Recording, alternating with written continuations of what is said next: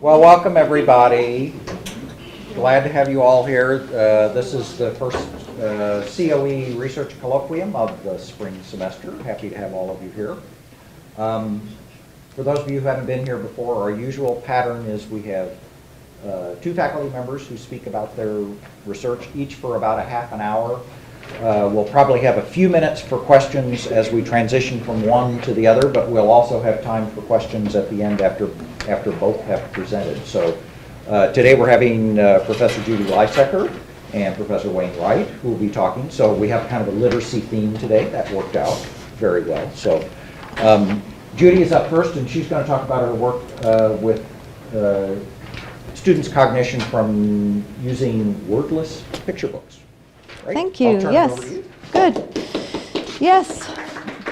Thanks for being here, and I'm going to share some work we've been doing for a long time, but this is one iteration of where we are in looking at comprehension and the relationships between comprehension and social cognition, especially in young children, through wordless book reading. That is our method. Right? So just a little background. I've been interested in figuring out how literacy is related to children's development for a really long time. It's what got me to graduate school in the first place.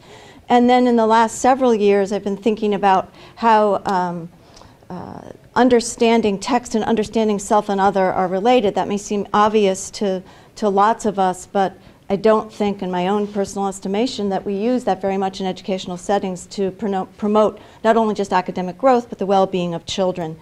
So I had this sort of idea that why couldn't we just test this out? And so the first study was taking some picture books into a classroom, having teachers do some instruction whereby they tried to help children imagine the thoughts and feelings of other people. And that's what we're talking about when we're talking about social cognition. So there's been a set of studies. The one that's underlined is the one that the data is coming from today's presentation. But we continue these iterations of trying to figure out this relationship between children's reading and their understanding of other people. And you may have noticed, I think it was in the Huffington Post just a couple of weeks ago, an article, and I can get the citation for you if you'd like, about how we ought to be a little bit more concerned about the empathy deficit we have in this country instead of worrying so much about the achievement gap. That what we have is a growing number of young people and children and young adults who have a very difficult time with self-understanding in any deep sense and the understanding of other people. So this is sort of the moral commitment from which I operate in here, and we'll get lost in some small data now. So just a little bit social cognition. Social cognition is a broad umbrella term, and if there are any social psychologists in the office, I hope you will bear with my sort of naivete in understanding this. I do take an interdisciplinary perspective on my work, and so I've been trying really hard to learn the area of social cognition. But theory of mind, moral imagination, social understanding, empathy are all sort of terms under the umbrella term of social cognition.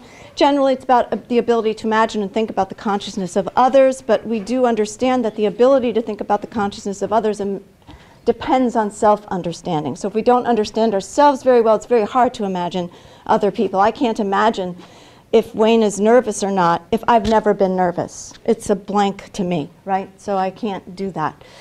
So this kind of social cognition develops over time, over childhood.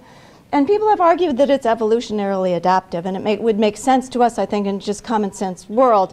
If we really want to get along in the world, it's very helpful if we can understand what other people are thinking and feeling. That's how we develop relationships. So in fact, there are a set of studies that say that theory of mind, which, as you might remember from the previous slide, one iteration of social cognition, is associated with measures of comprehension in children. So there are a bunch of tasks that have been done by others, Kelly Cartwright and her colleagues, and then we've done some that show that certain measures of social cognition, theory of mind, are related to literacy development. And actually, that it's more, the literature is weighted more heavily on oral language being related, and most of that work is with early childhood. Kelly Cartwright and I and a couple of other sets of researchers are really interested in this early literacy in theory of mind instead. Okay, just some definitions. In this study, theory of mind is going to be one term that denotes the ability to accurately recognize and make inferences about the thoughts and feelings and intentions of others. And reading comprehension is constructing and extracting meaning from the printed text. That's how the Rand Corporation defined it a long time ago, but people are sticking with that. And then the term that we use for using theory of mind during reading, so the ability to understand thoughts and feelings of characters, we're calling social imagination. And that's because it's another layer of imagining, right? It's in a vicarious context. It's not me, again, trying to understand Wayne or Jim. It's me trying to understand a character that is completely removed and invented. So it demands a little bit more from children. I'm going to go through this pretty quickly, but it's kind of important to understand the theoretical perspective because it explains how... Right now I'm sort of in position of academic, and if my daughter got on Skype right now and said, "Mom, can you talk?" Whoa, I'd shift positions, right? To be with my adult daughter who's in Paris right now. So, these kinds of flexibility and multivocality of the self, it's based in the Bakhtinian tradition, and other people since then have built on it. And another sort of important element of this is the idea that then a fictional text is a dialogic object, and I apologize for not having the wordless book with me. Have one up in your office? Which one? I had measles. Oh, no. Yeah, no, I'm teasing. Marshall was on Project Empathy that you saw in the opening slides. But anyway, a text is a dialogic object from our perspective. In other words, it is multivocal also. There are lots of things going on in the minds of the characters, and we have to sort of imagine who they are and what they're up to in order to successfully read. So we have this sort of semiotic interpretation of a text as a resource and a resource for development. So not only am I looking at reading comprehension, but I'm making the argument that this highly developed ability to imagine the thoughts and feelings and intentions of characters during reading is a resource for development. It influences who we become. So this is really important when we think about instruction and the resources kids have in school. So then, for me and the people that I'm working with, reading is an activity of this dialogic self between the reader and text, and involves the personhood of the reader, so not just the mind. There's much more going on than that. And in fact, James G. says it's experiences, perceptions, feelings, actions, interactions, all stored as almost images, and it has to do with our internal states. So who we are as a reader is not just the person who's doing information processing, which has been a popular model for a long time. So that's just a little bit of a visual. So we're really interested in this territory in here. What happens when the reader sort of enters into that vicarious context of the text and becomes involved with it.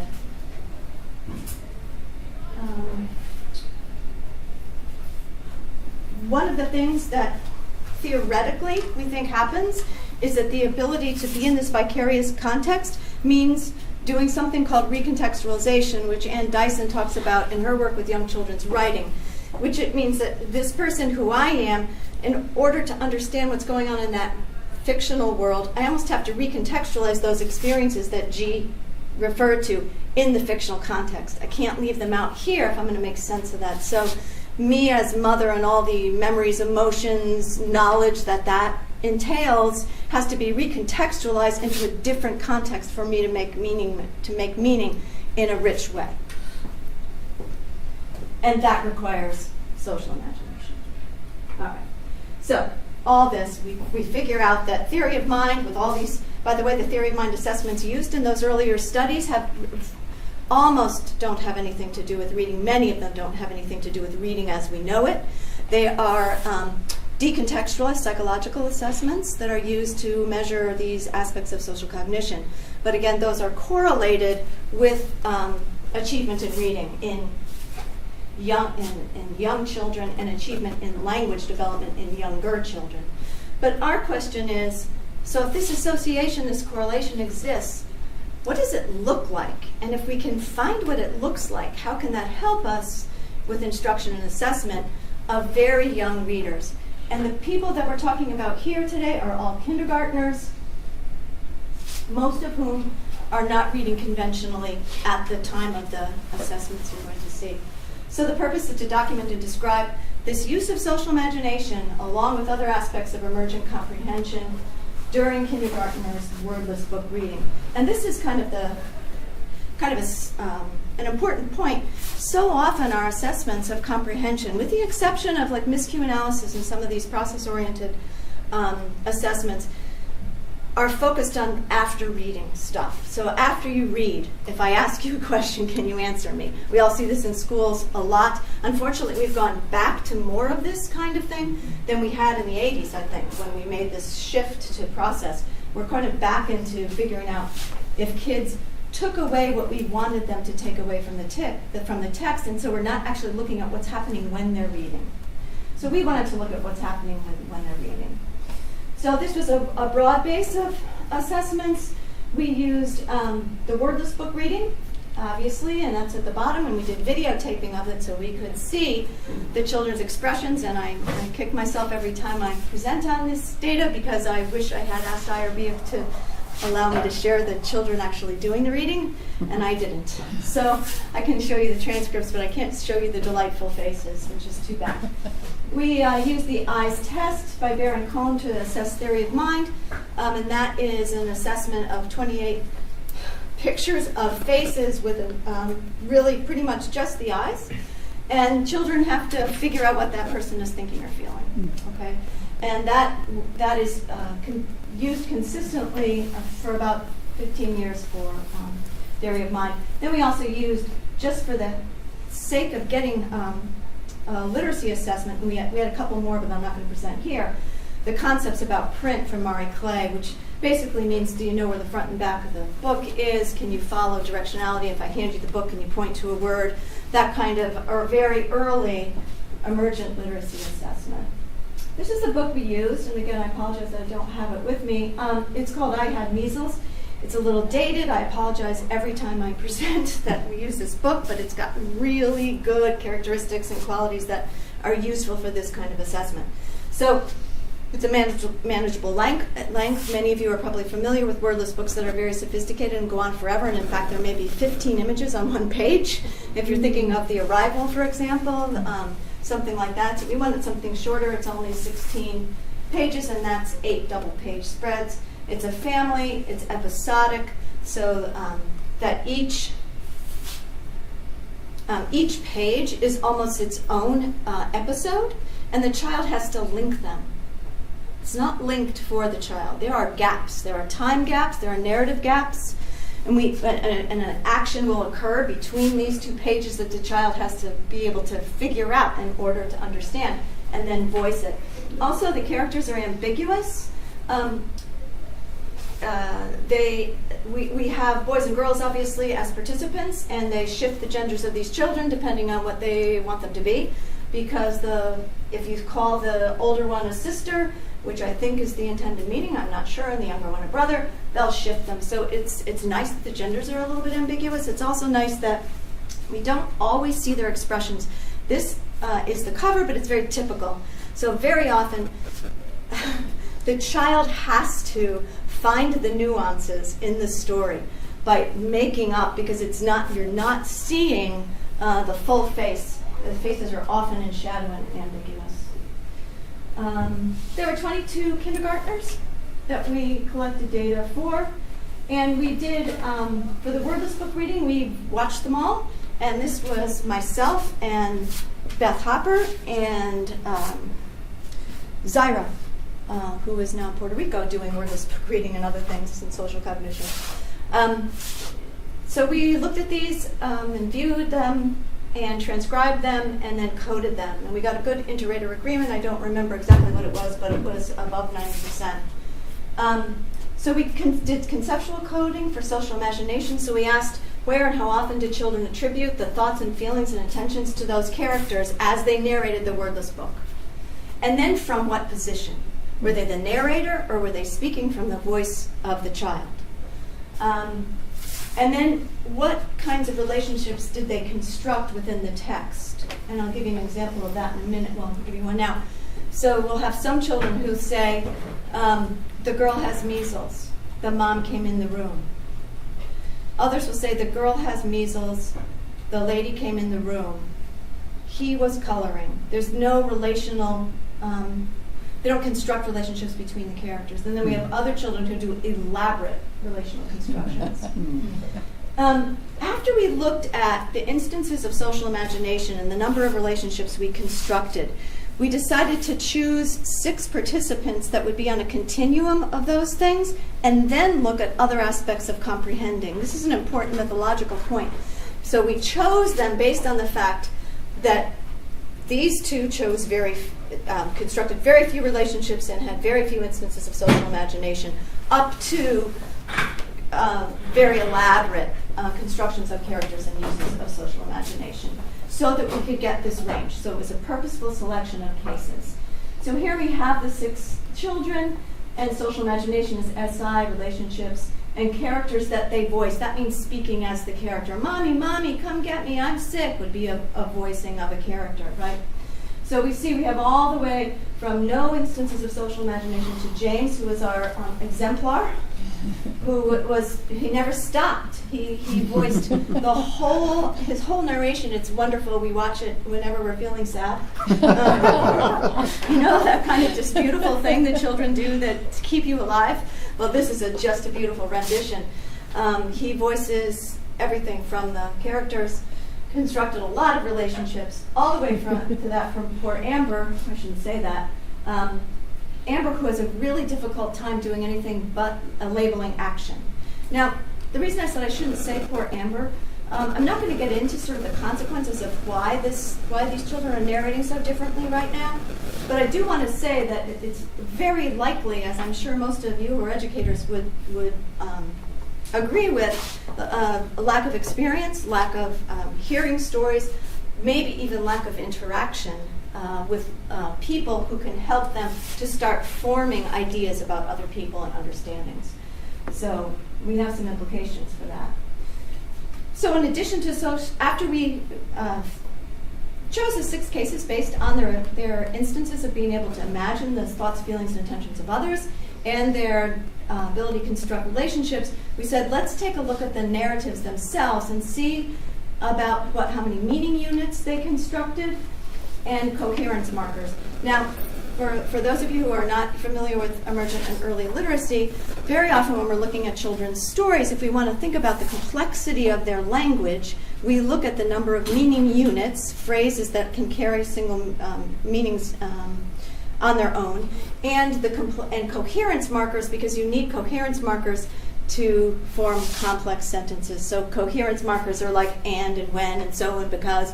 So you can imagine that if you have more coherence markers, you're likely to have more complex sentences because you're linking these meaning units. So narrative comprehension has been assessed this way for children's stories in the past. So we wanted to apply this to our wordless book readings. We also did an analysis of the videos. So we looked at changes in inflection, gaze, the pace, the rhythm, the stance towards their task, and the involvement in the task. Because we were watching it, we said this has everything to do with their comprehending activity. Simply put, I mean, it seems almost like you can't possibly leave that out when you hear them read the stories. Okay, so our findings, I already had up there the instances of social imagination and the relationships. So now let's take a look at the meaning units, and it almost lines up perfectly. You almost want to say, whoa, this never happens, right? So yes, we knew that the relationships and the social imagination would line up from fewer to more because that's what we chose. But everything else pretty much lines up as well. So the more instances of social imagination, the more meaning units are constructed. And the more meaning units are construction, the more coherence markers, okay? One thing that we added was position changes. So if you think, I'm imagining the thoughts and feelings of another person, many of the children will move from one character to another. So, Mom, come, quick, she's sick. I feel sick. And we'll see in a minute, one of the boys actually voices the puppy that's in the story. Mm-hmm. So we looked at position changes and this sort of flexibility, thinking there might be something to this. And in fact, there is work that in the cognitive world where cognitive flexibility is linked to reading comprehension. So there's sort of ability to move within this, but in a coherent way. grabbed us as important. Now, you also notice the eyes test there. So that's that distinct, separate psychological developmental assessment. And we see that it's not so neat. So we have Amber there, who actually the top out score on this for these kids was, they're 28, and the top out score was 21.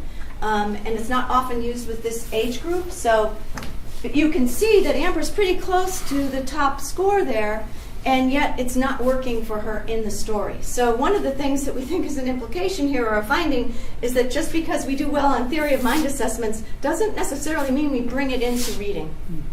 And the concepts about print kind of line up too. I'm sure there was something else I was going to say about that, but I want to just show you. So here's Amber's reading as we move through the I had measles story. I had measles, he got bumps, he's taking his temperature, he's drinking juice, except I'm reading it with more inflection than she did. He's laying down, he's looking outside, he's coloring action-oriented, looking at one page, then the other page, one page and the other page. The reason it's colored blue is that that's the position she's reading from. She doesn't shift positions. And when we see a contrast, you'll see that better. But she didn't have any changes of inflection between the lines. Her gaze was very consistent. She would go one to the other. Our children that have the very lively readings are kind of all over the page. In fact, I have some eye movement colleagues that I'm interested in seeing if they have something to say about this. So even though it's a very coherent narrative, our lively readings, the children's eyes are all over the page. It's not left to right. It's a very interesting orchestration of meaning. She was hesitant and unsure and episodic, as I said, and looked as if she was figuring out each page as if each page were the task. So you can see that there are some affective components in here that are probably influencing this comprehending as well. On the other hand, here's Hunter. Hunter sees two children on the page. Wake up, sister. Huh? What? And this is how he read it. Huh? What? What's wrong? I have the chicken pox. Oh, by the way, nobody knows what chicken pox is. It's measles. So we told them, since the stories I had measles, we told them it's like chicken pox. They don't even know what chicken pox is anymore. So then we have to say it's when you feel really sick and yucky. I didn't describe all the wonderful researchy things you need to know about this, but it's really kind of fun. But they get sick, right? And they get that they want their mommies when they're sick and all that. That's one of the reasons we use the story. I'll get mom. Oh, he'll be fine. But it's okay. But she's like, what? On that page, there's a doctor who's come to the house. You can tell how old this book is, right? And, so I'll get mom. He'll be fine. It's okay. And then the doctor says, the temperature is fine. The temperature is great. And then the next page, the dad is bringing some juice and dolls, or an adult male. There's no referent ever anywhere to who these characters are. But you need you need orange juice because the juice is orange. And toys. Oh, I like my orange juice and toys. The next one is really great because this is all voiced from the puppy. The puppy is looking in from the outside. Man, what's this? Is sister still asleep? But what are chicken pox? Woof! This is a lively reading. This guy should ace all the comprehending assessments that are going on in his kindergarten. But I don't know that he would. He's so all over the place, right? Is he going to answer the comprehension question? I don't know. All right. Then he shifts again. Wake up. It's time. Every time you see a color change, he's shifted positions. That's what I want you to get this. The line 12 through 13 is a picture of the sick child looking out over the yard where apparently dad is pushing the younger sibling on the swing. Hi, Dad. Hi, sweetie. And that's how he reads it. He pulls his neck in and goes, hi, sweetie. How are you playing? I'm playing with Jeff and that thing. Doesn't know what the thing is. It doesn't stop him. His pace is just like I'm telling a story and I'm going to keep going. Why is our puppy over there? There's a puppy in the distant part near the fence of the yard. Because I let him go. Oh. And he does this with it's fluency. Actually, I'm writing up another piece on this where I'm going to talk about fluency in a sort of different way than we usually think about it. It's fluency of thought and other things as well. good playing, puppy, good playing. You're going to grow up to a dog when my sister feels better. So he's doing all of this kind of wonderful work. Yeah, it's great. And then, well, this is the greatest story ever. On the final page, the dad is reading a story to the, because it's a literacy, it's published by a literacy company. Dad is reading a story to the sick child, the puppy, and the sibling. And, well, this is the greatest story ever. Yeah, it is, my dad said. You notice he doesn't go into the narrative role, the narrator role very often. He just takes it up at the end. But you can see the flexibility of positions. You can see all the relationships he's constructed. And again, he's even voiced the puppy. You could imagine, as I did, just give it to you in a dramatic reading. There are marked changes between the characters and within the lines uttered by characters in emotion and in tone and changes in volume. His gaze is back and forth, showing his eyes are showing the emotions of the characters as he's voicing them. So we used to call this inhabiting the character, and then somebody said, oh, come on, Judy. No, not inhabiting. So I said, oh, all right, we'll back off that a little bit. Let's say voiced. Quick, lively, energetic, eager, confident, joyful. Focused on the story. He was really in that story, but aware of his audience. I want to point out one thing. James was our exemplar, remember? Hunter is the one we just saw. They're up at the top range on all the things that we try to assess. And by the way, I'm just using numbers in a descriptive fashion here. Except for, what I want to point out, position changes. Hunter, the little boy we just looked at, has 3 more position changes than James, and he has 4 less coherence markers. And if we heard James's story, it would sound like an adult reading a book to a child. I mean, it is just, it isn't as as that was very descriptive, wasn't it? As Hunter's reading, you know. So. By that I mean to just suggest it's really helpful to look at these contrasting cases, and it may not just be the best thing in the world to generate 1 million position changes if you are not making a coherent story. Now, personally, I think I don't care. I think that Hunter is, in terms of comprehending activity, which is what we want to look at, he is deeply engaged in comprehending activity. That's the argument here. Mm-hmm.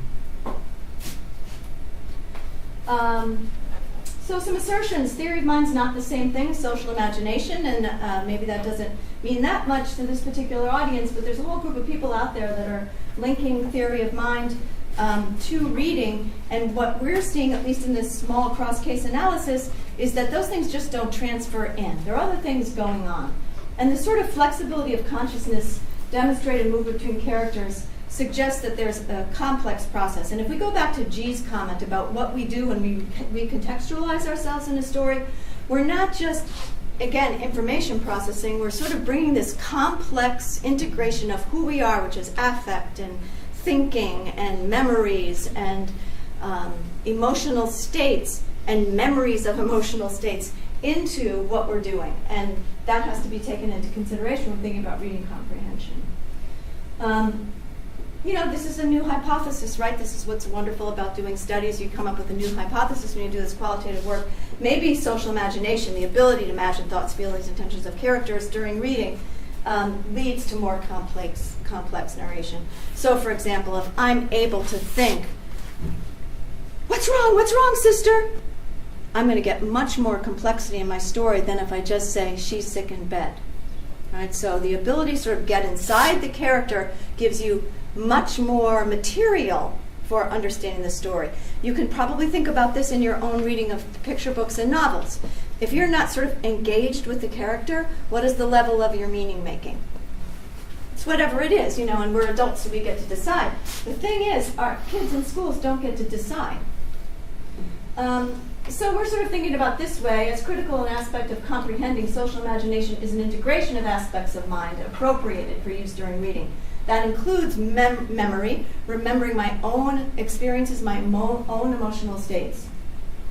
Recognition, the ability to see that what that person's feeling might be like mine, and then imagining that based on that and recontextualizing my own emotions, thoughts, experiences, that huge, Louise Rosenblatt calls that our linguistic experiential reservoir.